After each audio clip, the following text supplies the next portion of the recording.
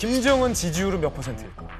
궁금하시죠? 김정은이 집권했던 2012년하고 지금 김정은의 지지율은 얼마나 달라졌을까? 그렇죠. 올랐을까? 떨어졌을까? 이건 전 세계 사람들이 뭐 미국도 이건 확인 못해. 근데 여기에는 다 담겼다는 거예요. 가능할 수 있지. 제가 몇 가지 그래서 이 책 안에 있는 지지율 그래프 몇 가지 준비했는데 자, 첫 번째는 재밌다, 김정은에 대한 평가. 뭐야, 어머. 절반이. 이렇게 많다고요? 자, 6천여 명의 탈북민들에게 김정은에 대해서 어떻게 생각하냐? 55.5%가 부정적으로 답했습니다.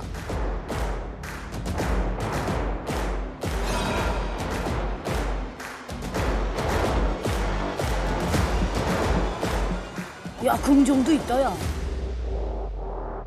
생각보다 많은데? 놀랐네. 그건 이 조사가 그만큼 객관적인 신빙성을 갖고 있다는 거예요. 탈북자들이 이렇게 생각한다는 걸로 보면 안 되고 지금 북한에 살고 있는 평범한 북한 주민들이 실제로 김정은에 대해서 부정적으로 생각하는 비율이 55.5%가 나올 확률이 굉장히 크다는 거죠. 북한에서 종교적인 어떤 개념으로까지 이제 북한의 정권을 이해하는 경우가 많은데 김정은에 대해서 네. 과반수 이상이 부정적인 생각을 갖고 있다. 이걸 어떻게 우리가 또 이해를 해야 될까요? 또 이 보고서를 보게 되면은 탈북민들이 북한에 있을 때 당 간부라든지 고위층들에게 뇌물을 준 경우가 굉장히 많다고 그럽니다. 기본입니다. 기본이지. 북한 주민들의 생각이 당이라든지 정권을 위해서 일하는 것보다는 자기 자신이라든지 또 가족을 위해서 일하는 것이 더 낫다. 이런 이제 개인주의적인 의식이 굉장히 널리 퍼지고 있는 것으로 이렇게 확인이 되고 있습니다. 결국 이런 요인들이 합쳐져서 북한 주민들, 북한 정권에 대한 부정적인 인식이 꾸준히 높아지고 있는 것으로 이렇게 확인이 되고 있습니다. 작년에 이제 대한민국에 왔잖아요, 리혁 씨? 네. 어때요? 북한에서 있을 때 저는 그 친구들이나 저희 네. 친구들하고 얘기하면은 김정은은 생각이 좀 너무 가볍다는 느낌이 있었거든요. 강하게 말하면은 포화가다 이런 느낌이 있었는데 사회주의 동구권 나라들이 다 붕괴되면서 고난행군 때 많은 국민이 죽고 이 민심을 달래우기 위해서 좀 정책을 좀 풀어놨거든요. 시장개혁도 그래 좀 이런 전반적으로. 숨쉬게. 오히려 배급을 못 줘서 좀 많이 죽긴 했지만 오히려 이덕세 번의 맛을 알게 되면서 좀 이렇게 부자들이 많이 생기고 좀 긍정적인 판단이 있는데 지금 김정은이는 반대로 김일성 이대처럼 번의 욕심이 없고 당의 명령만 충실하는 인민들로 반대로 만들어 놓기 위해서 애쓰거든요. 이미 돈 맛을 다 알았는데 이거를 싸구려 지워라 하고서 지금 강경하게 밀고 나가니까 반발할 수밖에 없는 거죠. 백두혈통의 지금 3대 세습이 진행 중이잖아요. 그런데 서현경 씨처럼 북중 접경 지역에 있는 사람들이 백두혈통 세습에 대해서 가장 부정적으로 생각할까요? 일반 시골에 있는 사람들이 백두혈통 세습에 대해서 부정적으로 생각할까요? 아니면 야, 이거 생각도 평양에 있는 사람들이 애매하다. 가장 백두혈통 세습에 대해서 부정적으로 생각할까요? 나는 가늠하자면 그거 아니야? 드라마 많이 본 곳이 불만이 더 많을 것 같은데. 접경지역? 드라마는 접경지역이 드라마를 많이. 자, 조사 결과를 말씀드릴게요. 놀랍게도 접경지역도 백두혈통 세습에 대해서 문제인식이 굉장히 높아요. 44.6%가 부정적으로 봤어요. 근데 의외로 접경지역보다 평양에 살았던 사람들이 백두혈통 세습에 대해서 가장 높게 부정적으로 봤습니다. 시골에 사시는 분들이 가장 부정적으로 생각한다는 비율이 가장 낮았어요. 아니 이거는 평양이라고 한다면 뭐 예를 들어서 학력도 더 높을 수도 있고. 많이 배우니까. 그러니까 좀 더 많이 알고 그래서 좀 더 많이 더 그래요. 경험한 세대 또 많이 정보를 가지고 있는 세대가 오히려 부정적인 생각들이 더 높았다. 네, 우선 말씀하신 대로 평양에 거주하고 있는 그런 북한 주민들이 외부 정보에 대해서 가장 민감하고 많이 알고 있다고 이렇게 생각이 됩니다. 그렇지. 그러니까 거기는 아무래도 외교관들도 있고 또 해외 육군들도 또 해외에 있다가 많은 정보를 가지고 들어오고 있기 때문에 평양에 살고 있는 주민들이 해외 상황에 대해서 가장 많이 알고 있고 또 체제와 문제점들을 비교하고 있는 것으로 그렇게 우리가 알 수 있겠습니다. 그런 것들이 이제 북한 정권에 대한 체제에 대한 부정적인 인식에 커다란 영향을 미친 것으로 이렇게 보입니다. 그 김정은 초반에 올라왔을 때 사실 제일 반대되는 그 마음을 드러냈던 세대가 사실 김책공대, 김일성 종합대,理科대 이런 대학생들이었어요. 그래서 평양에서 부정적인 퍼센트가 많이 나올 수밖에 없는 게 그때 김책공대 학생들은 막 집단적으로 쟤 군대 갔다 왔냐, 쟤 누구냐, 막 이런 반항이 막 나왔어요. 그래서 어쩔 수 없이 급하게 김정은을 퍼부대 내려보냈어요. 3개월밖에 안 했는데 북한이 2년 했다고 후라이를 치죠. 그러니까 너무 급하게 지도자 자리를 올려놓다 보니까 평양에서 그렇게 부정적인 퍼센트가 나올 수밖에 없었습니다. 오히려 지방은 그때 김정은에 대한 기대감이 더 높게 나왔어요. 이런 것들이 아이러니한 거죠. 여기서 근데 그 우리 이만갑의 비공식 북한 전문가인 김종민 씨한테 한번 그러니까 지금 그 북한 주민의 과반수 이상이 이제 김정은에 대한 이제 부정적인 평가를 했다고 했잖아요. 예. 어느 부류 세대가 그러면 가장 부정적인 의견을 냈을까요? 아, 일단 뭐 여러 세대가 있잖아요. 있죠. 어른 세대가 있고 어린 세대가 있고. 나이대를 얘기해봐, 나이대. 주류가 한 30대? 30대. 30대 분들이 조금 무너지지 않았을까요? 중간에. 그러니까 보다 좀 더 아래로 낮추시죠. 오, 20대?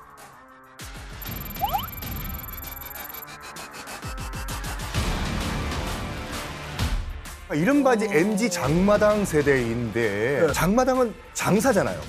장사를 하는 이유는 뭐예요? 국가를 위해서? 아니, 자기 본인을 위해서. 본인을 위해서요. 내가 돈 벌기 위해 가지고. 그러다 보니까 국가와 사회가 나한테 네. 뭘 해줬는데 난 나를 위해서 살겠다. 이때부터 이제 무너지기 시작한 거예요. 북한 인구의 20에서 25% 정도입니다. 근데 사실 MZ 이전에도 그전 세대가 사실 장마당 세대는 1997년, 90년대 고난의 행군 때부터 이미 시작된 거예요. 네. 아주 본격화된 게 지금 MZ 세대들이고 이 사람들은 국가 지금 말하는 배급 체제가 무너졌다? 옛날엔 그랬거든요. 나라에서 먹여 살려준다는데 먹여 살려주질 않네? 그래서 내가 먹고 살았단 말이죠. 그러니까 충성할 일이 없는 거죠. 맞아요. 배급 체제가 무너진 다음에 태어난 세대들이기 때문에 니들이 우리한테 해준 게 뭐가 있고 우리가 먹고 사는 데 방해만 하네? 이런 거예요. 근데 이런 세대가 만약에 지금은 20에서 25%인데 여기서 10년 지나고 20년이 지나봐요. 대부분이라는 거죠. 네. 북한 정권이 지난 70년부터 이 핵과 미사일을 개발하는데 쓴 돈 16억 달러가 됩니다. 이 16억 달러라고 하는 것을 수치로 환산을 하면은 북한 주민들이 4년간 먹고 살 수 있는 식량을 살 수 있는 그런 돈이죠. 세상에. 이 탈북민들이나 특히 MZ 세대가 보기에는 핵과 미사일을 개발하고 식량난이 만성화되고 경제가 계속해서 이렇게 악화되는 것에 대한 그런 부정적인 인식을 갖게 되고 그것이 결국은 정권에 대한 체제에 대한 부정적인 인식으로 네. 연결된다 이렇게 우리가 볼 수가 있겠습니다. 중요한 건 이런 것 같아요. 나이 든 세대들 같은 경우는 점점 상황이 안 좋아지는 것을 삶의 어떤 경험으로서 이제 알고 있기 때문에 이제 김정은 체제가 흔들리고 있고 김정은 체제에서 이제 4대 세습까지 지금 김주희까지 이야기를 하고 있는데 사실 뭐 남한도 마찬가지입니다. 북한의 MZ 세대도 역시 생각하게 될 게 공정과 공평 뭐 이런 것들이 가장 중요한 가치로서 대두가 되고 있는 거잖아요. 뭐 금수저라는 어떤 표현을 통해서 우리가 사실 어떤 특권 계층이라는 이런 것들 굉장히 좀 경계하고 있고 또 공산주의나 사회주의라고 부르짖는데 지도 체제나 정치는 가장 봉건적인 형태로서 지금 이루어지고 있고 북한 주민들 입장에서 이 김주희에 대한 어떤 4대 세습에 대한 반응 이게 또 앞으로의 어떤 북한의 변화에 대해서 가장 중요한 어떤 포인트가 네. 되지 않을까 하는 생각이 듭니다. 가장 중요한 걸 김태훈 씨가 짚어주셨어요. 김주애에 대해서 북한 사람들이 어떻게 생각할까? 이 전체 평균치를 보면 제가 예상했던 것보다 의외로 많은 사람들이 김주애 할 수 있지라고 생각해요. 무려 37.4%가 김주애에게 승계돼도 된다라고 응답을 했고요. 김주애한테까지 승계하는 건 좀 아니지라고 응답한 응답이 44.4%. 북한의 MZ세대들은 달랐어요. 54.9%가 김주애 세습 반대였어요.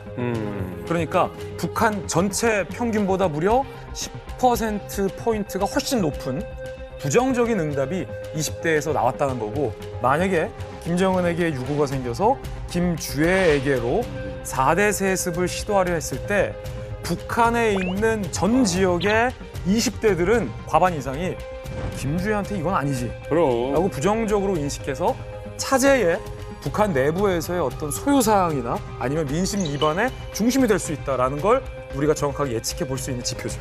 이 탈북민들은 어떻게 생각하냐? 김정은 정권 집권 이전에 탈북하신 분들은 어떻게 대답했냐면 백두혈통 세습의 50%가 긍정이다. 아, 그래요? 놀랍게도. 그리고 김정은 집권 이후에 탈북하신 분들은 네. 반대하는 의견이 무려 52.8%. 이게 정반대로 나왔거든요. 결과를 보기 전과 결과를 본 그러네요. 후에 그렇죠. 어떤 아니 사실 우리처럼 이렇게 투표해서 이렇게 뭐 바꿀 수 있는 것도 아니고 그냥 이대로 어떻게 보면 이제 김주애가 후계자로 되는 걸 계속 지켜볼 수밖에 없는데 그렇죠. 북한 주민들 참 답답할 것 같은데요. 제가 원래 작년도까지 북한에 있었잖아요.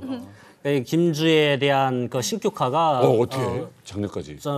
처음에 딱 부상할 때 제가 좀 느꼈던 소감이거든요.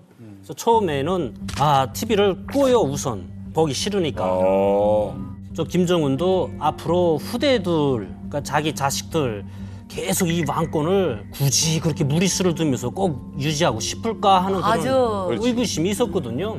근데 확실하게 의지를 보여줬거든요. 내 딸 등장하면서 나는 왕권 포기 안 한다. 그렇지. 37.8%의 그 무슨 찬성 투표율이 나왔다 하는 게 그게 뭐 이렇게 긍정적인 생각이라기보다는 나는 개인적으로 좀 기대가 없거든요. 기대가 없어서. 최근에 이런 북한 주민들의 화를 더 북돋은 그런 사건이 하나 있었습니다. 한번 그 장면 보시죠.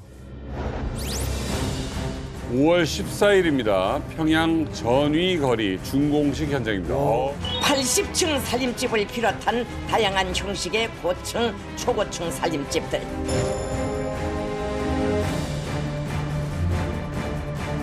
아버지 원수님께서 사랑하는 자제분과 함께 준공식장에 도착하시자 폭풍 같은 만세 함성이 터져 올랐습니다.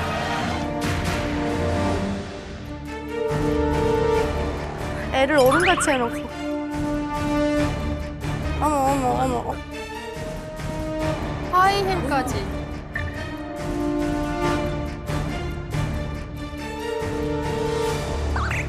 정말요? 나 깜짝 놀랐어. 똑같아. 똑같아가지고.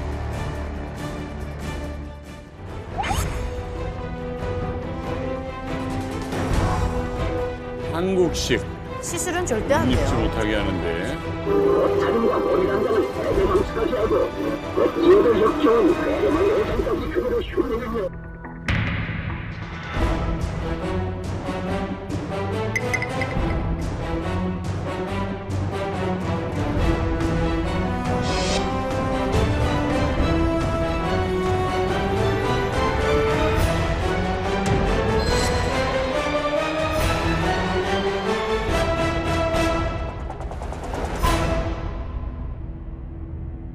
제가 지난해까지 있을 때만 해도 유례 없이 그 선대들 대들보다도 더 계속 정치적인 대규모 행사를 계속 하는 거예요. 그냥 갑작스럽게 저런 행사들이 열리다 나니까 우리들은 정말 고생을 많이 하거든요. 그냥 오지 좀 마라 제발. 필요 없어. 일단 필요 없어. 오지 마라. 이렇게 돌격대들 이렇게 이사같이 전위거리 이런 거 행사할 때에는 그거 절도 북한은 항상 이 절도 조직 규모 이런 거를 세계에 과시해야지 뭐 마치 이렇게 단합된 것처럼 보인다 이런 느낌이 있거든요. 전위거리 준공식은 북한 정권이 청년들이라든지 심지어 또 대학생, 군인들을 동원해가지고 지은 그러한 건물로 이렇게 알고 있습니다. 이건 단기간 내에 지어진 것이고 북한 정권이 주민들에게 보여주기식의 건설 사업의 일환으로 보입니다. 아마 어느 지역에 아파트가 몇 채 지어졌다고 국가적인 차원에서 이렇게 대대적으로 선전을 하는 나라는 이 세상에 드물 것이다 이런 생각을 합니다. 그래서 우리가 이러한 북한 정권의 아파트 건설을 과시하는 이런 선전을 보면서 북한 주민들의 생활의 어떤 어려움 이런 것들을 놓쳐서는 안 되겠다 이런 생각을 하게 됩니다. 청년 세대들이 자발적으로 건설에 지원을 해서 1년 만에 전위거리를 준공했다. 그 자리에 미래 세대를 상징할 수 있는 주애를 대동하면서 수루에 등장시킨 거죠. 수루까지. 아니 어떻게 보면 북한의 이제 TV에 나오는 청바지조차도 모자이크 처리할 정도로 이제 통제가 좀 심한데 아니 혼자 저런 옷을 입고 또 주애가 저런 옷을 입고 나오는데 그렇지. 북한 주민들은 어떻게 그러니까 만 11살짜리가 저렇게 어른 흉내를 내는 게 상당히 좀 약간 그 인지부조화라고 해야 되나? 좀 제가 보기엔 좀 불쾌한 골짜기 같은 느낌이었어요, 저게. 북한에서 지금 그 김주의 나이 또래 애들은 때 자들자들해가지고 굶으면서 있을 텐데 청천전투 나가고 옷도 뭐 저런 옷을 언제 구경이나 해보겠어요? 그냥 추우니까 껴입고 그냥 어디서 주워서 입고 그럴 텐데 저희 나랑 나이 같은 쟤는 백두혈통이란 이유로 저렇게 잘 먹고 잘 사는구나 뭐 이런 생각에 진짜 반발심이 많이 들 것 같거든요. 맞아요. 동해에서 발견된 북한 주민의 시체. 2018년 12월 동해에서 우리 해군은 작은 배 한 척을 발견합니다. 이 배에는 상상도 못한 사람이 타고 있었는데 바로 북한 주민 3명과 항구의 시체. 이 배는 곧 북한으로 송환됩니다. 하지만 얼마 후 이들의 정체에 대한 놀라운 추측이 이어집니다. 그들은 사실 김정은의 암살조였다.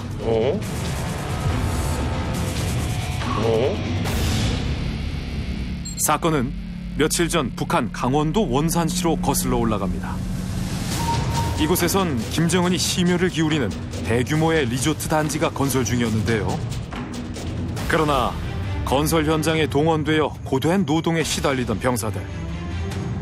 이들의 분노는 걷잡을 수 없이 커지고 있었습니다. 그러던 중 들려온 소식. 김정은이 원산 건설 현장을 시찰한다는 내용이었습니다. 몇몇 병사들은 그날을 기다리며 반란을 계획하기에 이릅니다. 김정은이 현지 시찰을 오는 날 김정은을 암살하고 곧장 배를 타고 일본으로 망명하기로 한 것. 와, 계약시였고 계획이. 치밀하다. 그러나 암살을 모의한 병사들은 붙잡히고 계획은 미수로 그치고 맙니다. 이들 중 4명은 가까스로 배를 타고 탈출을 시도하지만 도망치는 과정에서 1명 사망, 나머지 3명은 다시 북한으로 송환되며 이들의 거대했던 계획은 결국 물거품이 되고 말았습니다. 평범한 북한 병사가 김정은을 제거하려 했다는 어마어마한 이야기. 이건 정말 추측에 불과한 것이었을까요? 야, 무섭다, 진짜. 그만큼 이제 불만이 많은 거죠. 이 최근에 나타난 이 사건이 김정은 암살과 관계가 있다라는 추측, 그 근거는 뭡니까? 일단은 이 사건은 2018년 12월에 벌어집니다. 첫째 알려지기로는 단순한 사건이었습니다. 동해상에서 우리 군에 의해서 북한 선박이 구출됐다. 그 즉시 북으로 북송이 됐다. 그런데 그 선박 안에는 북한 주민 3명과 시신 항구가 있었다.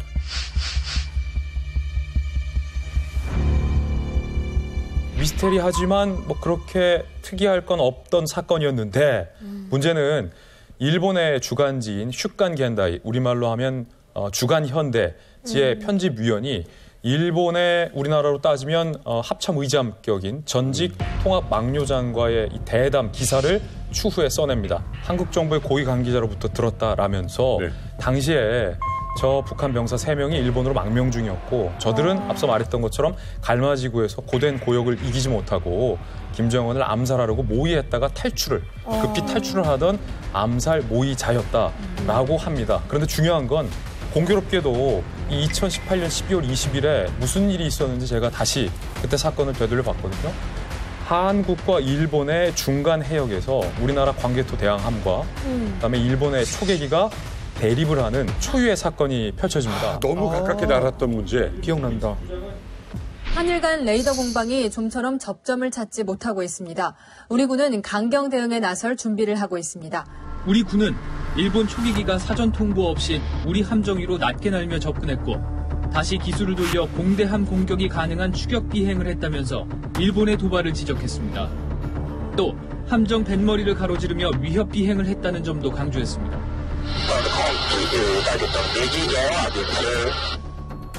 하지만 일본은 위협 비행이 아니라는 주장을 반복했습니다. 협상이 결렬된 뒤 우리 군은 강경 대응 검토에 들어갔습니다.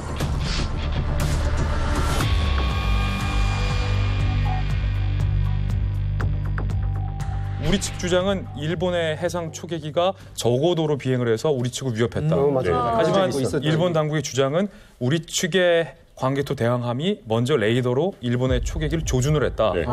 이때 주간 깬다이에서 나온 주장에 따르면 북한으로부터 요청을 받고 일본으로 망명하려던 이 북한 주민들을 저지하고 잡아서 북송하는 과정이었기 때문에 이 같은 한일 간의 무력 충돌도 발생한 것 아니냐라는 추측이 보도되면서 암살 가능성 이야기가 불거진 거죠.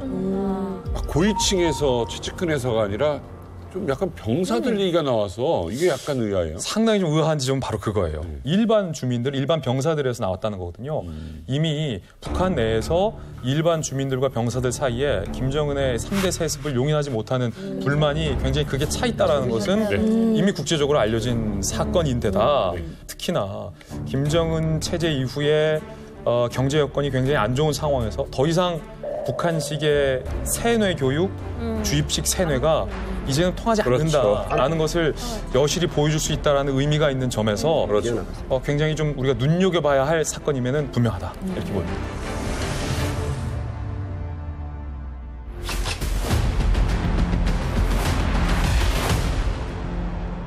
김정은 암살 미스터리 두 번째. 평양거리 한복판에서 발견된 기관총.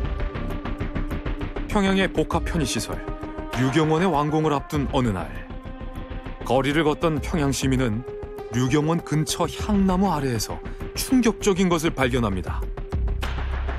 바로 나무 사이에 교묘하게 숨겨진 기관총. 기관총. 누군가를 겨냥하듯 실탄이 장전된 상태였습니다. 기관총의 최종 타깃은 북한의 절대 권력 김정은. 사실 그날은 김정은이 류경원을 비롯해 빙상장, 롤러스케이트장을 시찰하기로 한 날이었습니다. 이 시설들은 길 하나를 사이에 두고 매우 가깝게 있었는데 암살자는 김정은이 시찰할 세 곳을 미리 파악하여 적당한 곳에 기관총을 숨겼던 겁니다. 최고 국비인 김정은의 동선을 정확히 파악했다는 점, 해외에서나 구할 수 있는 기관총을 준비했다는 점, 김정은의 암살 배후는 대단한 거물로 추정되는데 특히 배후로 의심받는 인물은 김정은의 고모부 장성택. 하지만 정황만 있을 뿐 끝내 암살자와 배후를 밝히진 못했습니다. 한편 이 사실을 알고도 예정대로 태연하게 현지 시찰에 나온 김정은. 이후 김정은의 관저와 별장에는 장갑차 100여 대가 세워졌고 각종 무기로 중무장한 경호원들이 그의 곁을 지키게 됩니다. 그날 김정은의 목숨을 위협했던 암살자와 배후는 누구였을까요? 지금 이 순간에도 어디선가 벌어지고 있을 김정은 암살 시도. 북한의 절대 권력을 제거하려는 시도는 왜 계속되고 있는 걸까요?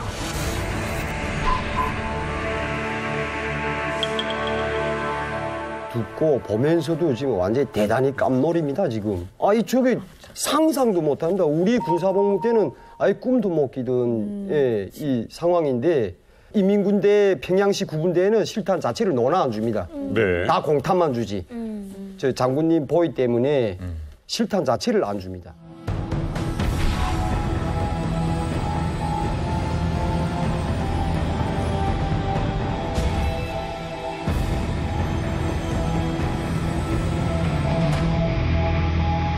디테일을 봐야 되는데 저 기관총이 어디를 겨누고 있었느냐.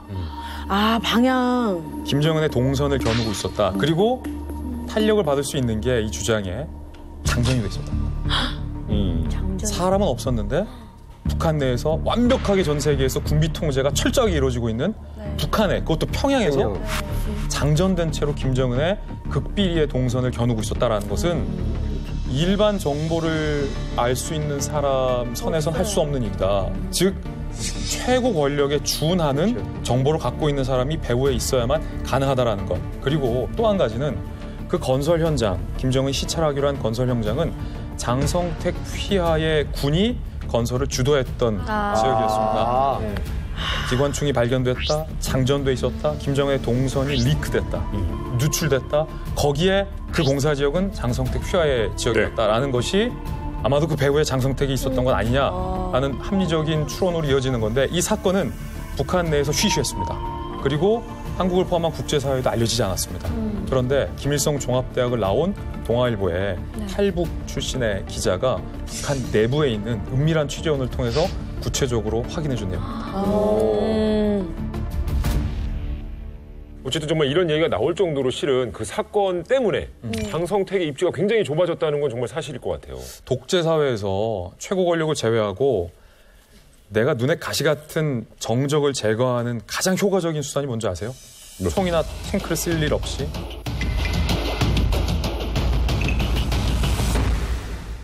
어쨌든 정말 이런 얘기가 나올 정도로 실은 그 사건 때문에 장성택의 입지가 굉장히 좁아졌다는 건 정말 사실일 것 같아요. 독재 사회에서 최고 권력을 제외하고 내가 눈에 가시 같은 정적을 제거하는 가장 효과적인 수단이 뭔지 아세요?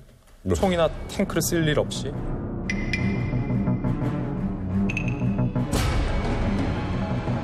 최고 권력자의 머릿속에 정적에 대한 의심을 심어넣습니다. 정적에 대한 의심을 심어넣습니다. 그거 괴롭지. 앞에 보세요. 장성택이 했다라는 물증은 단 하나도 없습니다. 그러게요. 다만 정황이 장성택 휘하의 군이 건설을 하는 곳에 장전된 기관총이 김정은의 동선을 겨누고 있다. 이것은 누가 보더라도 장성택이 했을 법하죠. 김정은은 이 사건 이후로 아마 자기보다 더 커 보였던 고모부에 대한 의심을 처음으로 품었을지 모릅니다. 그런데 놀라운 건 이 직전 해까지 김정은의 공개 시찰을 장성택이 무려 102번 동행합니다. 다 같이 나간 거예요. 102번 동행하고 북한 언론에도 노출이 됐고. 그런데 이 사건 이후에 5월까지 장성택이 13차례만 북한 언론의 모습을 드러냅니다. 분명한 건 이 사건 이후에 장성택의 입지가 좁아졌고 추측컨대 김정은 마음속에 고모부를 향한 의심은 이 사건으로 분명하게 싹이 텄다. 의심은 시작이 되는 게 문제지 시작되고 나면 다 그렇게 커져. 자, 김정은을 제거하려 했던 북한의 혁명 조직원이 대한민국의 한 남성에게 비밀리에 접촉을 시도합니다. 첫 연락 어떻게 왔습니까? 사실 그 친구가 저희들에게 저희 단체로 전화를 걸어왔습니다. 전화요? 예. 저는 뭐 전화 걸어오는 얘가 한두 번이 아닙니다. 북한 사람들이 저에게 많이 전화가 오죠. 특히 그때는 2014년 중반으로 기억이 되는데요. 제가 사무실이 없을 때입니다. 사무실이 없을 때 전화가 왔고 그 연락처를 토대로 해서 이제 전화를 할 때도 있고 안 할 때도 있고 좀 수상하다 이래 보면은 전화를 안 할 수도 있는 거죠. 이상하게 전화가 하고 싶더라고요. 그리고 또 찍혀져 있는 외국 전화번호가 조금 남달랐고 그래서 제가 전화를 하고 싶어서 전화를 일단 그 시간 좀 늦은 시간대에 전화를 해서 제가 이제 통화를 했죠. 저 도의원 대표라고 합니다. 저한테 연락하신 분이시죠? 이렇게 제가 물었습니다. 물으니까 제가 전화했던 사람입니다. 저는 오랫동안 도의원 대표를 잘 알고 있습니다. 이제 북한말로 했는데 제가 북한말을 좀 서툴러서 그렇게 했는데 사실 그때는 이제 잘 알고 있다는 건 두 가지거든요. 보이부 요원처럼 저놈을 어떻게 해볼까 하고 감시하는 그런 사람일 수 있는 거고 아니면 실질적으로 저의 도움이 필요한 사람이 있는 거고 그렇게 되는 거죠. 그 소통을 통해서 이제 신뢰도 구축하고 얼마 지나지 않아서는 형님 아우 저보다 나이가 한 서너 살 어립니다. 형님 아우로 지내는 그런 신뢰적인 관계가 구축이 됐죠. 근데 그분의 좀 정체가 궁금해요. 그래. 어떤 사람입니까? 저도 많이 궁금했죠. 저도 많이 궁금했었는데 다시 전화가 이제 왔을 때 저하고 통화하면서 이야기하는 말이 저는 단순하게 도움을 요청하기 위해서 연락한 사람이 아닙니다. 저는 무슨 일을 하고 싶은 사람입니다. 라고 이야기를 했었어요. 그래서 저는 이제 그런 상황인데 이분은 이야기가 뭐냐면 자신이 있는 곳은 러시아고 자기가 공학을 전공했다라고 이야기하더라고요. 자기는 공학을 전공했던 사람으로 외화벌이 차원에서 나와는 있는데 단순한 그런 사람은 아닙니다. 그래서 앞으로 여러 가지 많은 일들을 전개를 해야 되는데 도 대표님의 어떤 도움들이 꼭 필요할 것 같아. 제가 이제 통화를 하면서 느낀 게 많죠. 왜냐하면은 딱 우리 임명선 대표님 주변 우리 탈북인들 다 잘 아시다시피 전화 통화를 한다는 게 북한은 쉽지가 않습니다. 해외에서도 마찬가지입니다. 모두가 다 상호 감시 체제에 있기 때문에 그 통화를 그나마 조용한 소리로 저하고 주고받을 수 있다. 뭔가 좀 급이 다른 사람이다. 제가 그런 느낌을 받았었죠. 그러니까 첫 전화를 받고 예. 아, 이게 보이부에서 혹시 역공작을 하는 거거나 나에게 뭔가 해코지가 들어오는 거거나 근데 언젠가부터 이 사람은 믿어도 되겠다.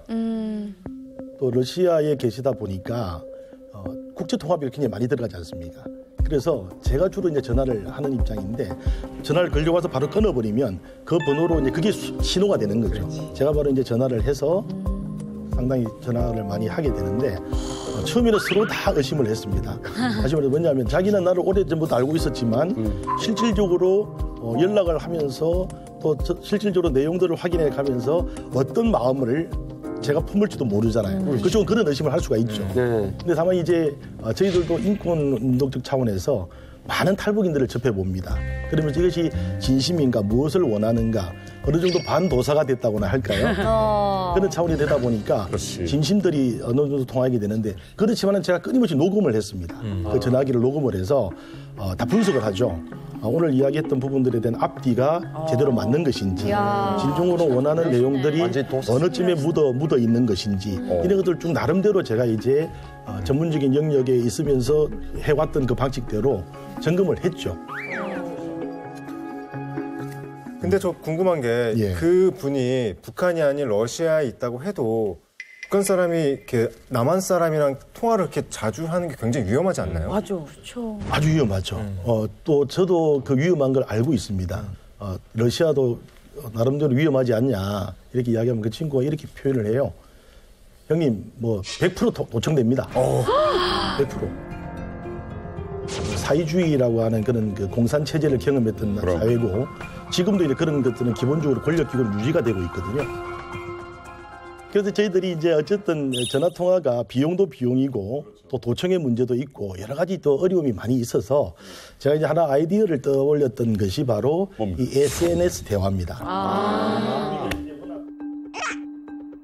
그래서 제가 쓰고 있던 이 태블릿 PC가 하나 있었는데 그 PC를 우리 아우에게 전달을 해주면 나름대로 좀 이 보안이나 이런 부분들이 잘 지켜지면서 또 보다 더 집중적으로 자기 이야기하고 싶은 부분들을 압축해서 이야기가 될 수 있지 않을까를 생각해서 제가 이게 PC를 전달을 하게 됐죠. 뭐 이모티콘도 쓰셨나요 혹시? 하시면서. 나중에 이게 아주 상당히 오랜 기간 동안 서로 이제 카톡을 주고 받으니까요. 저보다 더 잘하더라고요. 금방 배운다. 예. 금방 강화.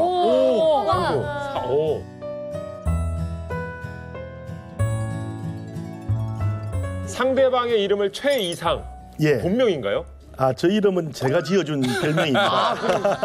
별명으로. 제가 저기 사진도 저렇게 보낸 이유는 제가 저기 유엔에 갔을 때 유엔 정원 사진이거든요. 그런 활동 사진을 제가 보내면서 최이상이라고 제가 찍은 것은 정말 우리 당신이 또 아우가 또 아우의 조직이 하고 있는 일들이 최고의 이상이다. 그리고 그 이상을 꼭 실현시켜달라. 그런 차원에서 제가 최이상이라는 가명을 제가 입력을 해서 보냈던 겁니다. 저거 진짜 레일이라고 쓰는구나, 금혁군. 레일이 아니라. 레일. 어떻게 보면 이제 저건 이제 직접 주고받는, 도청 없이 주고받는 이제 메시지들이잖아요. 그렇죠. 훨씬 더 이제 심각하거나 중요한 내용들도 많이 주고받으셨겠네요. 실질적으로 이제 구체적인 이야기를 하자 이렇게 되어 있잖아요. 많은 이야기들이 이제 주고받아졌죠. 자기들이 진짜 무엇을 하고자 하느냐. 북한의 민주주의를 진정으로 자기들은 만들고 싶어 한다. 그런 민주주의는 어떤 민주주의냐. 그리고 인권 탄압의 그런 실상들을 어떻게 하면 국제사회에 알려줄 수 있겠냐. 이 친구는 북한 내부의 직접적인 인권 실상의 목소리를 대표님을 통해서, 형님을 통해서 국제사회에 알리도록 하겠다. 와, 이거 기가 막힌 얘기네요. 그래서, 아니, 근데 지금 나와 있는 최이상 씨는 대북 방송을 들은 적이 있었답니까? 다 보여드리지는 못하지만은 대표적인 사진 하나 그 친구가 보내왔던 사진을 하나 공개를 하겠습니다. 뭐지? 야, 이게 뭐일 것 같습니까? 이어폰 같고요. 뭐 전기회로인데, 핸드폰을 만들었나? 아, 이분 대단한 분이네. 무슨 수신기 수 있는 공학 공부했다고 하지 않았나? 이 자기를 공학도라고 했고 실제로 자기 스스로가 저것을 다 만들었습니다. 하지 말씀드리면 완제품인 이게 라디오인데 이 완제품의 라디오도 구입할 수 없는 게 해외에 나와 있는 노동자들의 현실입니다. 맞아요. 제가 여기 나왔을 때도 마침 이 친구가 들었던 그 대북 방송을 하고 오는 길입니다. 이 친구가 제가 하는 대북 방송을 계속적으로 저 라디오를 통해서 들었던 거죠. 그리고 활동들도 보고 이 친구가 이런 활동을 하는데 나한테 도움이 되겠다 안 되겠다는 이 대북 방송을 통해서 자기가 판단을 하게 된 겁니다. 대단합니다. 라디오의 중요성이 여기서 나오는 거예요. 결의를 가지고 있다. 체제 전복을 노리고 있다. 이런 의사 표현은 어떻게 하게 된 겁니까? 실질적으로 자기들이 어떤 뭐 구체적인 체제 전복 이런 이야기는 단어를 사용하기는 상당히 어려운 부분이 있습니다만은 자기들은 평양에 존재하는 조직이고 김씨 독재 왕조를 어떻게 하면 무너뜨릴 수 있는지를 연구하는 조직이다. 사실 뭐냐면 뭐 실행 조직이다 이런 표현을 하지 않습니다. 자기들이 그 어떤 작동 시스템을 제대로 파악을 해서 그 작동 시스템을 와해시키면 결국 독재는 무너지는 거 아니냐. 그래서 자기들은 그것을 해체하는 것을 연구하는 조직이다. 그래서 인원도 소수고 많을 필요도 없고 한 가지 또 이야기한 것은 저희 대장, 자기들이 소속되어 있는 대장은 김정일의 어마어마한 신임을 받는 사람입니다. 대장. 이거 얘기해도 되나? 공식 명칭도 두진 않는답니다. 왜냐하면 명칭 자체가 있으면 그것을 바로 조직 단체로 엮을 수 있는 거니까 그렇게 만들 필요도 없다라는 거죠. 그래서 자기들의 어떤 수장이나 면면들은 형님이 들으면 놀라울 정도의 사람들이다. 물론 과시할 수 있는 부분도 물론 있겠습니다만은 그의 진지한 내용을 들어봤을 때는 이것은 그냥 말장난이 아니다. 실질적인 일이다. 제가 그렇게 느꼈죠. 근데 그런 사람이 왜 이 혁명 조직을 만들었을까요? 그 이유도 알고 계세요? 자기가 29살의 청년, 해외에 나와 있는 청년들 일을 기억을 하는데 이 친구가 남한에 있는 친척에게 연락을 취하기 위해서 뭔가를 작업을 했다가 이게 발각이 됩니다. 그래서 이 친구는 이제 평양으로 압송이 돼서 처형을 당하게 되는데 자기만 처형이 되는 게 아니라 1살짜리 아이도 죽였다. 어머, 임신하고 있어도 죽이는데요? 네, 1살짜리 아이도 죽였는데 이런 것들이 비일비재하게 일어나는 이 체제, 이런 독재 체제에서 더 이상 자기들이 충성할 수 없다. 너무나 많은 북한 주민들의 인권이 엄청나게 유린당하고 있기 때문에 이것을 묵과할 수 없다. 자기들은 대부분이 북한에서는 그렇게 표현해요. 계급적 토대가 엄청난 사람들이라는 거죠. 아버지부터 해서 자기들의 신분 자체는 엄청난 신분의 사람들인데 이런 모습들을 그냥 두고는 있을 수 없다. 우리가 뭔가 해야 된다라는 결심을 했던 사람들이고 그 사람들의 모임이라는 거예요. 김정은이 목숨의 위협을 느낄 만한 위협적이고 굉장히 도발적이고 어찌 보면 굉장히 발칙한 영상 하나가 온라인 플랫폼에 올라왔어요. 길진 않지만 임팩트가 어마어마합니다.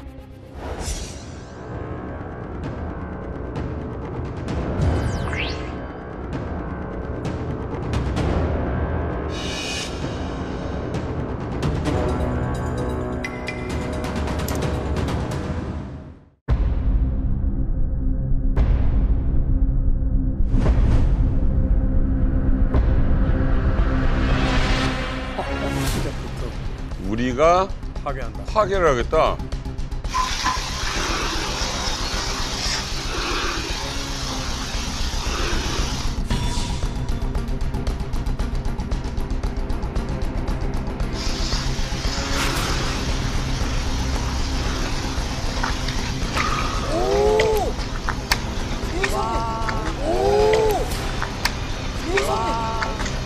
뭔가 꺼내는 것 같지, 먹물. 어머나 저런 일이 있어 진짜. 먹칠을 하는 거네 그야말로. 저건 어떻게 닦지도 못하잖아요, 먹물은.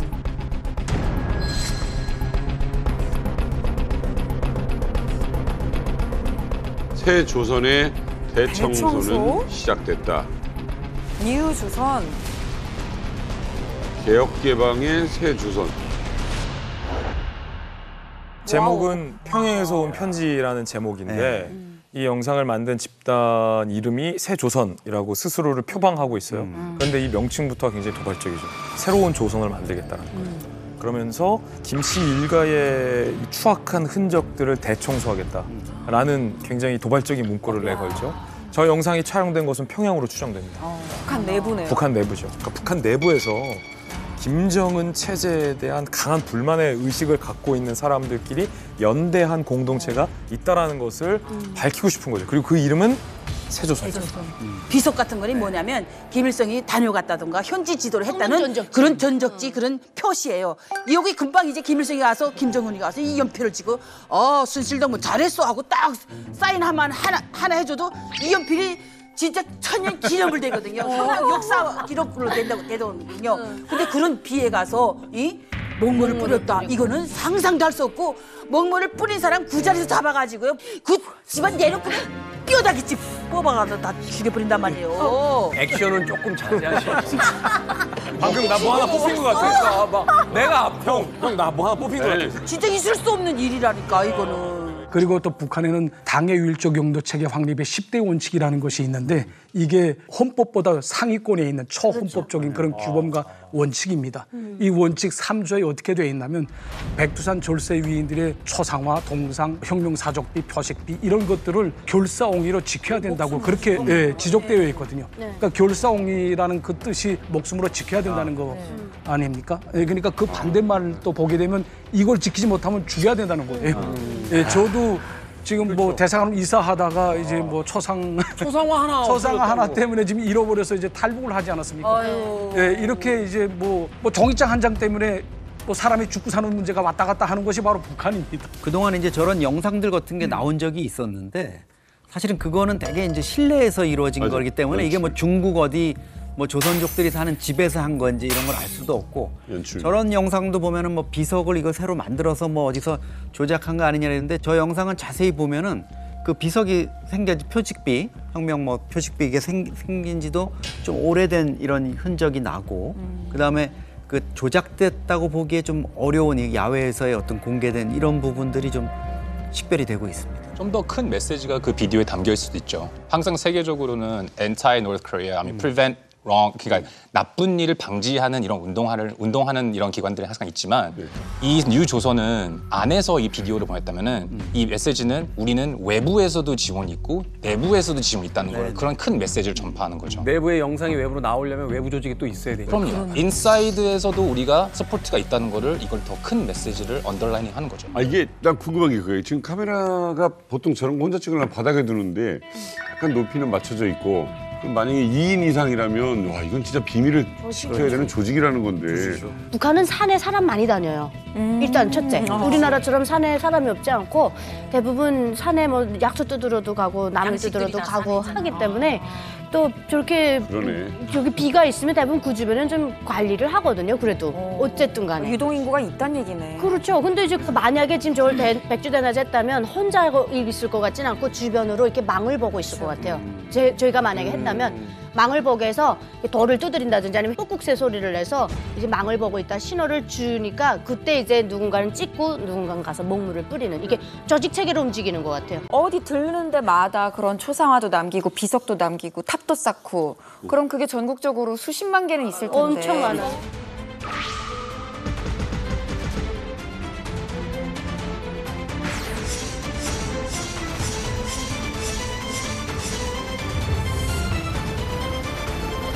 앞서서 얘기하잖아. 묘비보다 많아졌다고. 어떻게 다 지켜요, 목숨 걸고? 실제로 그게 돼요? 가능해요? 아니 이게 뭐 폭풍을 쳐서 훼손될 수도 네, 있고 뭐 비바람이 산불이 날 수도 있고. 북한의 전기 사정이 굉장히 긴장하지 않습니까? 그러니까 전기가 긴장함에도 불구하고 주민 그 사택에는 전기를 보내지 않아요.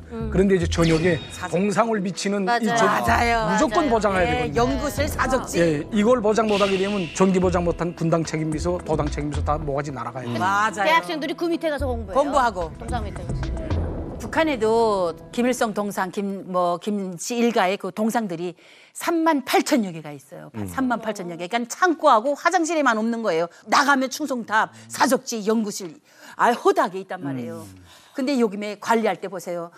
집에는 세수수건도 하나 없으면서 세수수건보다 더 좋은 융천으로 정성닭개라고 해요. 정성닭개. 그다음에 그리고 먼지 터는 것도 꽁털, 닭털의 제일 부드러운 부분 겨드랑이 있는 그 털을 뽑아서 먼지 털이개를 해갖고 이런 거를 보관하는 정성함이 또 있어요. 맞아요. 딱 여기 보관을 해요. 맞아요. 그렇게 하면서 자 그리고 또 전시회는 또 유사시에는 이 동상들을 또 옮겨야 되거든요. 근데 또 뭐 밧줄로 끌겠습니까? 그럼 그 밑에 굴을 뚫었어요. 굴을 뚫어서 1호 모심 칼이라고 해가지고 여기다 들어가게 되면 아주 궁전으로 만들어 놓고 밑에 주단 쫙 깔아놓고 완전히 죽어서도 최고의 존엄이라는 거야. 최고의 존엄 존재를 과시하는 거예요. 우리가 볼 때는 좀 말도 안 되는 거지만은 이게 사실 이해가 되거든요. 어떤 면에서는 문제는 뭐냐면 예를 들어 이런 거예요. 여러분들 서양에 가잖아요. 유럽에 가죠. 성당에 가죠. 그래서 뭐 봅니까? 성화 보실 거예요. 거기도 뭘 보니까 성유물을 보거든요. 그걸 왜 만들었느냐? 그것 자체가 사람들의 그 종교적 신앙심을 강화하는 도구로 프로파간다 도구로 사용됐거든요. 도처에 널려놓는 겁니다. 비석하고 유적 이런 것들이 뭐가 되냐면 원래 이게 스토리잖아요. 허구잖아요. 그렇지. 비석에 딱 쓰면 이게 사적이 되는 거고 그럼 그게 히스토리가 되는 거예요. 그러니까 허구가 뭘로 둔갑되는 겁니까? 현실로 둔갑되는 거고. 맞네요. 그게 이제 북한 주민들을 그 허위 의식으로 사로잡는 굉장히 중요한 수단인 거예요. 맞아요. 그러니까 여기저기다 퍼뜨리는 거죠. 그러니까 왜냐하면 그렇잖아요. 얘기를 듣는 거랑 그 비석이 있네. 네. 이거랑 다르거든요. 요즘에는 그래픽 기술 발달해서 저 영상 보면 뭐 위성 사진이나 이런 걸로 대조해서 비석의 크기, 나무의 크기, 그 사이의 거리 측정해서 어딘지 딱 지목할 수 있을 것 같은데 그 정도 안 되나요? 비석이 너무 많아요. 그러니까 이게 저기 뭐냐면 구글이 구글이 사이즈예요. 찍어놓은 자료가 많아야 되는데 구글 렌즈나 뭐나 이게 AI로 겹치는 게 별로 없어요. 데이터가 충분하지 않아요. 네. 몇몇 정보기관한테 문의를 해봤는데 어쨌든 공식적인 정보기관에서는 북한 내에서 찍힌 영상을 보고 있어요. 조작 없는 진본 영상으로 보고 있고 그래서 이 영상이 정말 대단한 건 북한 정권이 눈에 불을 켜고 이 새 조선을 찾으러 들 거예요. 이게 영상이 공개된 게 5월이잖아요. 그런데 아직 어떠한 국가의 정보기관의 첩보에서도 북한이 새 조선의 흔적을 찾거나 새 조선을 검거했다는 얘기가 없거든요. 북한이 눈에 불을 켜고 잡아 죽이려고 하는데 새 조선들이 걸리지 않고 있어요. 그런데 장담컨대 이 새 조선이라는 곳이 또 하나의 영상을 아마 곧 올릴 거예요. 그러면 북한 김정은 정권 입장에서는 이게 환장을 잃은 거죠. 그만큼 파격적인 영상이라는 거죠, 이게. 전 세계 어디서도 볼 수 있잖아요.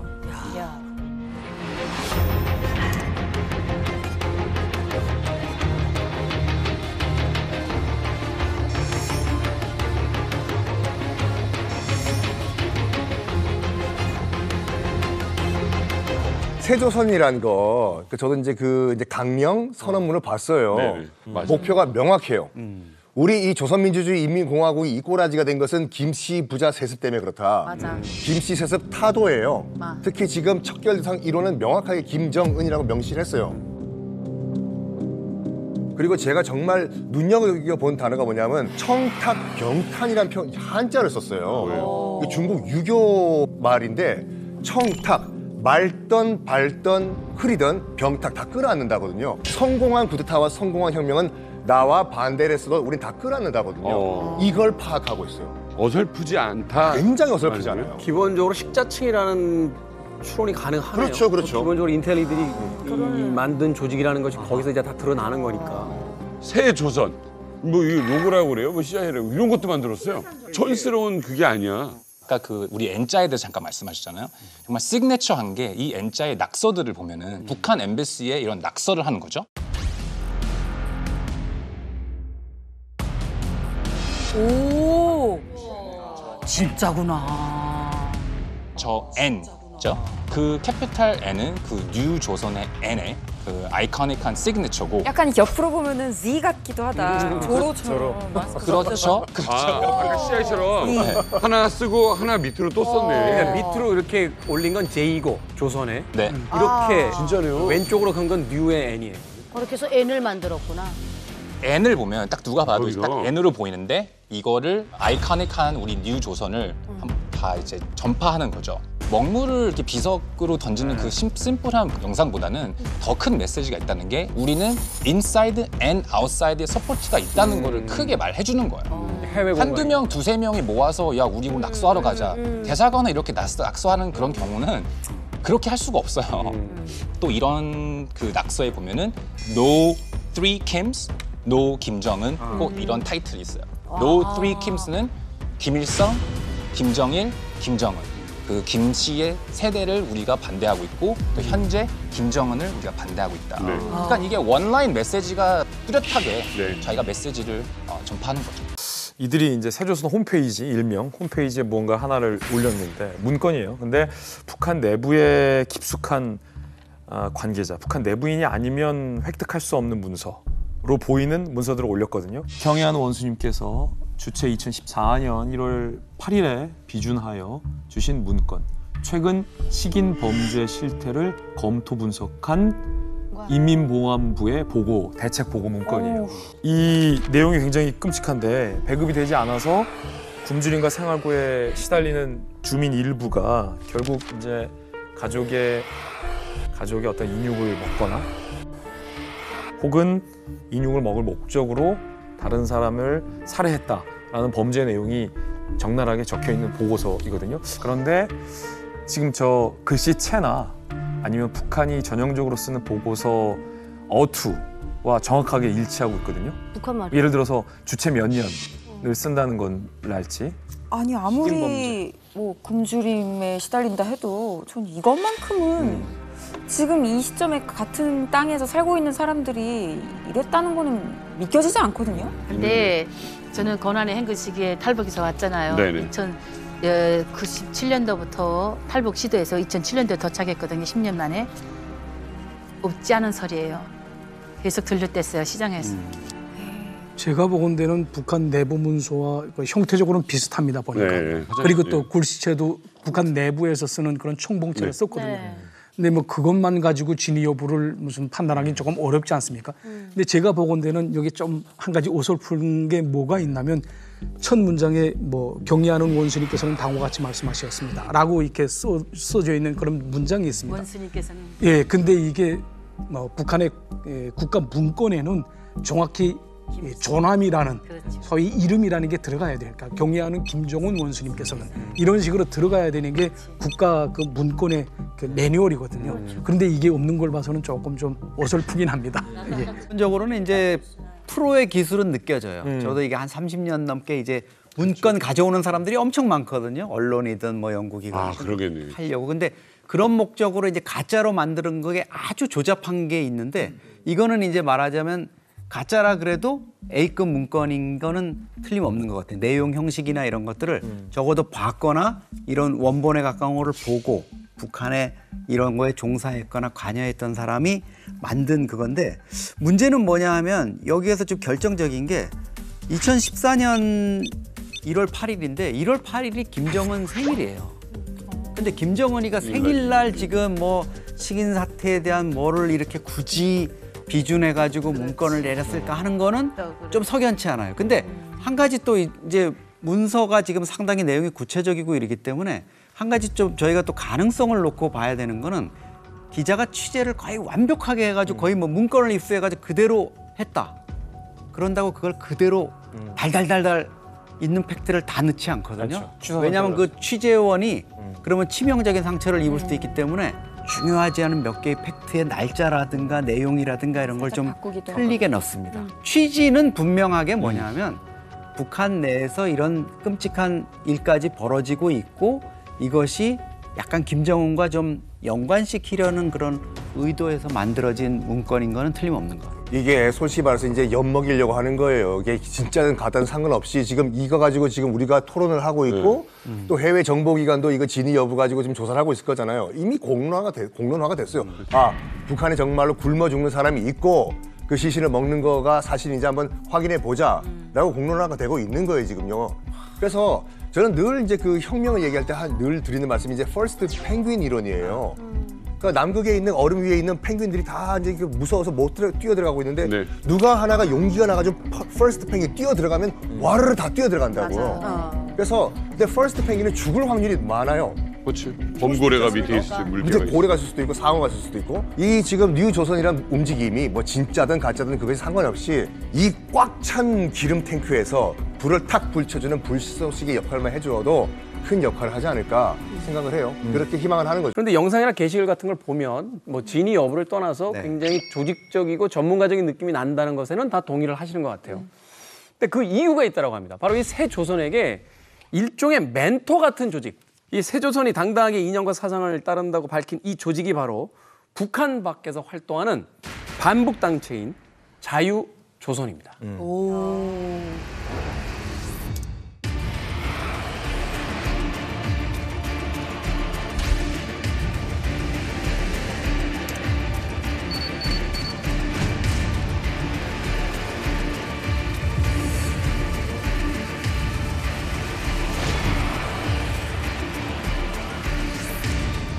주제 북한 대사관이 엿새 전 괴한의 습격을 받았던 사실이 뒤늦게 알려졌습니다.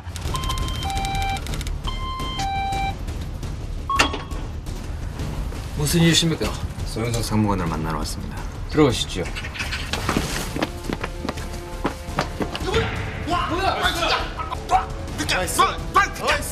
누구야?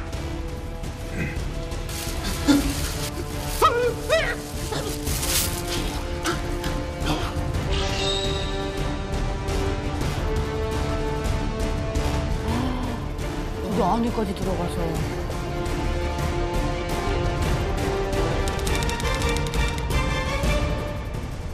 자유조선을 위한 선언문, 자유조선의 건립을 선언한다. 이 정부가 북조선 인민을 대표하는 단일하고 정당한 조직임을 선언한다. 조선은 자유로워야 하고 자유롭게 될 것이다. 일어나라. 일어나라. 노예가 되기 싫은 사람들아.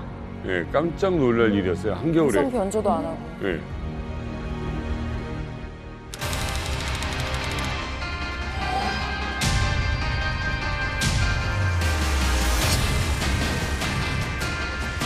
말레이시아 당국이 체포된 2명 가운데 인도네시아 여성을 오늘 오전 전격 석방했습니다.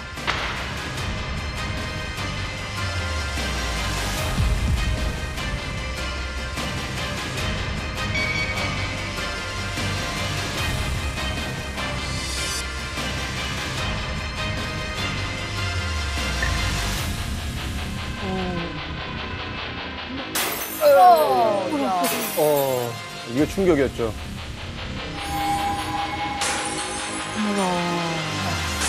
속이 시원하다.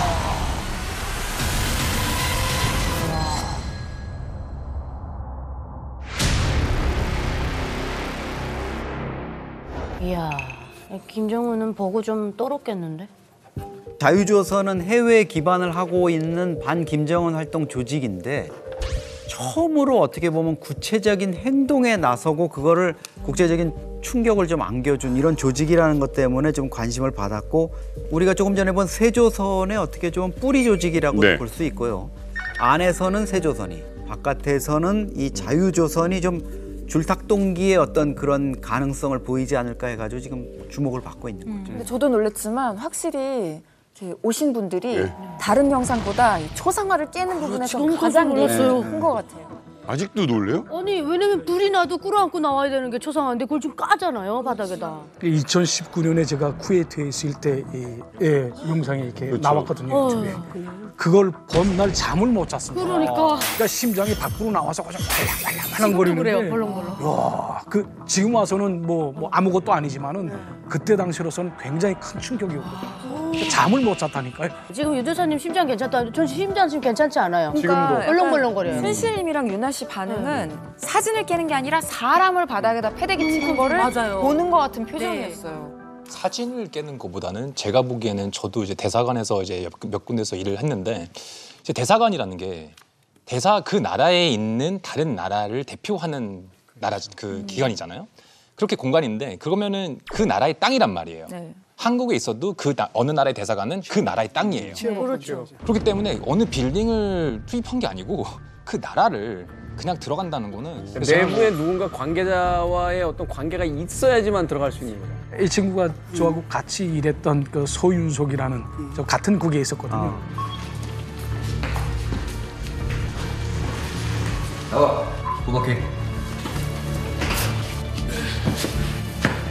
가만히 있어.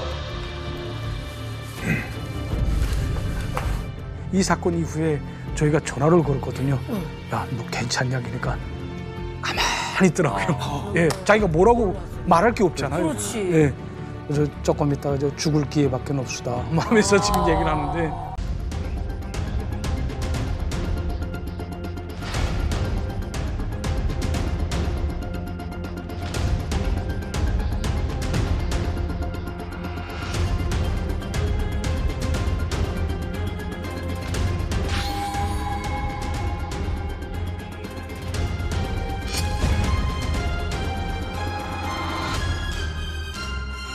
북한이 크리스토퍼 한을 빨리 스페인으로 보내라. 이렇게 요구를 했고 그래서 이제 미국에게 스페인이 계속 압력을 넣고 있는 것이다.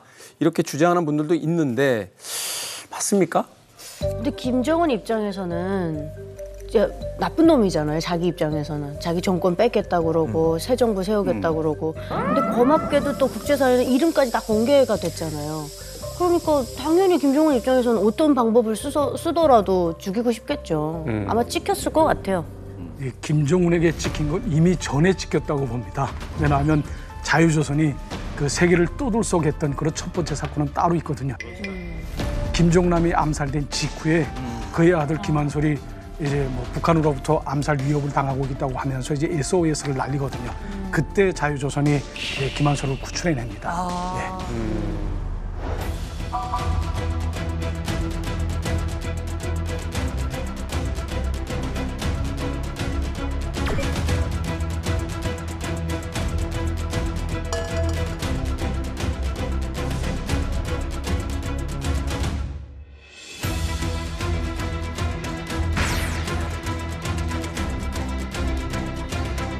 Life, so I really don't know how he became a dictator. I've always dreamed that one day I will go back and make things better. I also dream of unification. 이야기하는 거 보니까 똑똑하더라고요. 생각도 너무 멀쩡해.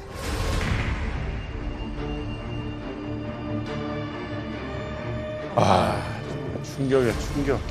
남의 나라 공항에서.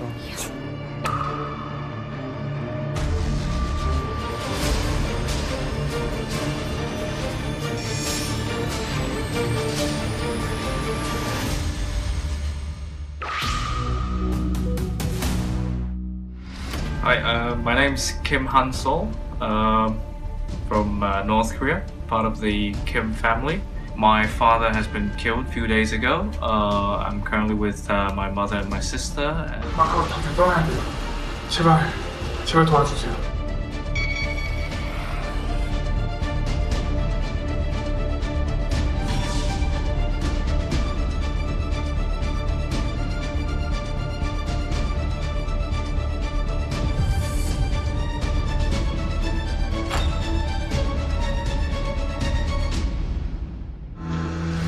다행입니다. 일단 네덜란드로 가면 됩니다. 부디 안전하게 도착하기를 빕니다. 항상.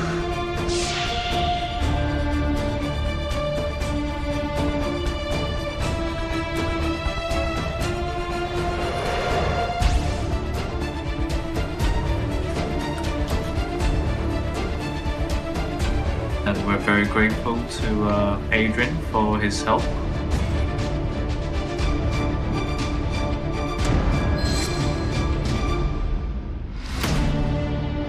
그 자유조선이 사실은 그 전에 김정남에게 망명정부, 임시정부의 수장이 돼달라고 부탁했거든요.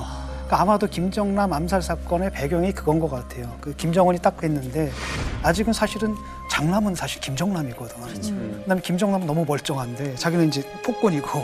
그러니까 사실은 그 북한을 갖다 아직 완전히 장악하지 못했던 당시에 완전히 경쟁자로 느껴지는 거죠. 정변이라도 일어나면은 김정남을 수반으로 하는 새로운 정부가 세워지지 않을까 이런 두려움 때문에 이제 암살을 한 것 같고 그 이후에 이제 김한솔의 목숨을 이제 구해주는 거고 그러다 보니까 또 어떤 추측이 나오냐면 이 사람들 목표가 결국은 옛날에는 김정남 세워가지고 북한의 정변을 일으켜서 김정은 몰아내고 거기다 뭔가 이제 개혁 정부를 세우려고 했던 건데 이제는 김정남 대신에 그의 아들이 김한솔을 내세워가지고 같은 일을 하려는 게 아니냐 이런 추측이 좀 나오고 있습니다. 김한솔이 정말로 새 지도자가 될 수 있을까요? 그걸 바라는 걸까요?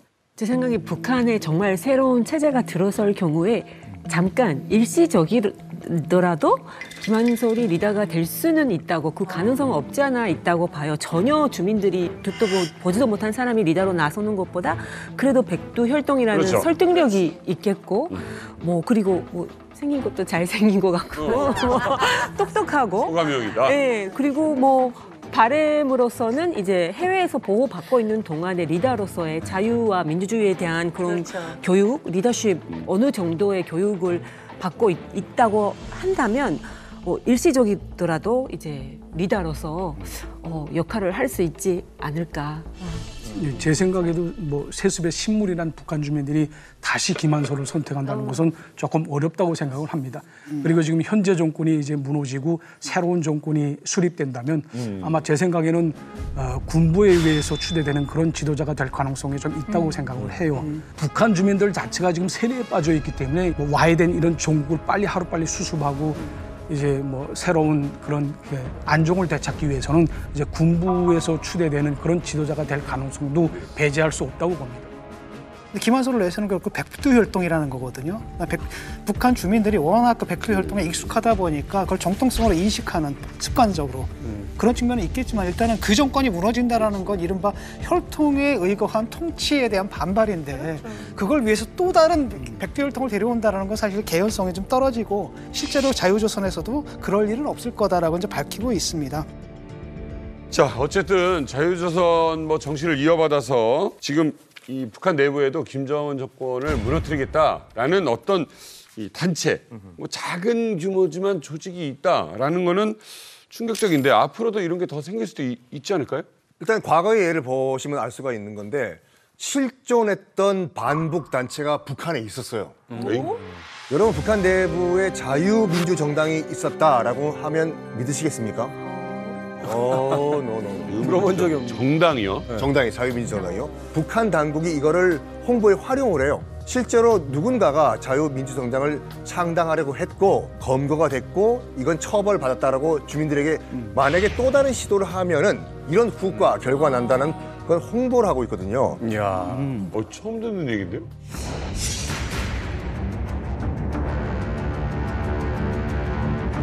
교사?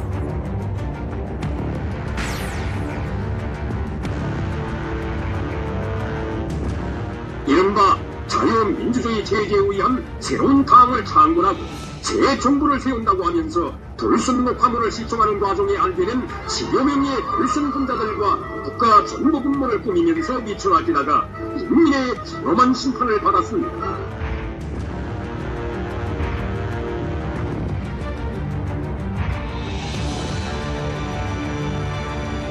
뭔가 변화가 시작되는 건 맞는 교사들이 들고 일어난다는 건 아주 좋은 징조네요.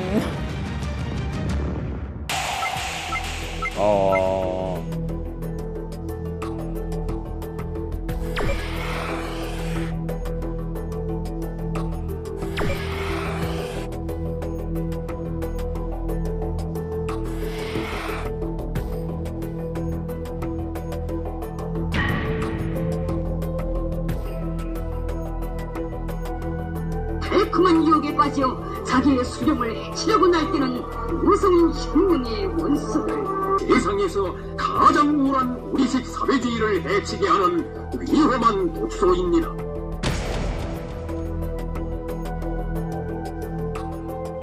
한번 10명. 대단한 사람들이네. 초기 이제 수립 단계에서 발각이 됐고 이제 처형이 됐다는 건데. 그 영상을 보면 저는 이런 일이 있었다고 믿거든요. 저건 나오는 거고 저건 진짜예요. 그러니까 왜냐하면 어느 단체 우리도 그렇잖아요. 아무리 헌법을 뭐 하고 한다 하더라도 독재 정권이 있다 하더라도 우리 때도 굉장히 많은 비합법 정당들이 있었거든요. 네. 자생적으로 생긴 정당들이 있었단 말이죠. 그게 이제 생긴 거예요. 근데 제법 뭡니까 강령도 좀 갖췄거든요. 근데 저 강령을 보면 굉장히 초보적이다. 비밀 조직으로 가야 되거든요. 근데 아무나 받겠다. 이렇게 얘기를 한다라든지 상당히 초보적이지만 내가 볼 때는 이 체제는 아닌 것 같아. 그다음에 방송을 딱 들어보니까 저희가 좀 나은 것 같아. 근데 이분들도 자유민주주의가 뭔지 잘 모르고 내가 그 방향으로 가기 위해서는 어떤 경로를 밟아가지고 가는지 이런 것도 잘 모르는 건데 어쨌든 해야 돼 뭔가를. 그런 식의 뭐랄까 어떻게 보면 굉장히 순수함들 이런 것들이 묻어나는 그런 강령이다 볼 수 있죠.